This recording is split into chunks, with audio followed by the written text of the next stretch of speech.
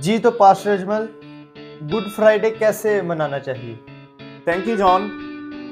مسیح یسوع کی زندگی کو اگر ہم دیکھتے ہیں تو وہ ہمیں بے مثال ہی نظر آتی ہے۔ جتنے بھی انبیاء، جتنے بادشاہ، جتنی بھی بڑی ہستیاں اس دنیا میں آئیں، ان کی ڈیتھ سیرمنیز غم پیدا کرتی ہیں، لیکن میرے اور آپ کا مسیح جو ہے وہ خوشی پیدا کرتا ہے، امید پیدا کرتا ہے۔ We are celebrating his life because وہ ہماری لائفز کو سیو کرتا ہے۔ اس نے ہمیشہ کی زندگی کی امید ہمیں دی ہے۔ ہمارے گناہوں کی رہائی اس کے وسیلے سے ہے، اس لیے ہم اس کی ڈیتھ کو بھی سیلیبریٹ کرتے ہیں، کیونکہ وہ ہماری زندگیوں کا منبع ہے۔ اس لیے اگر ہمیں پشیمان ہونا ہے تو یہ بہت اچھی بات ہے کہ ہم نے گناہ کیا اور اس گناہ کے وسیلے سے مسیح جو ہے وہ صلیب پر ہوا۔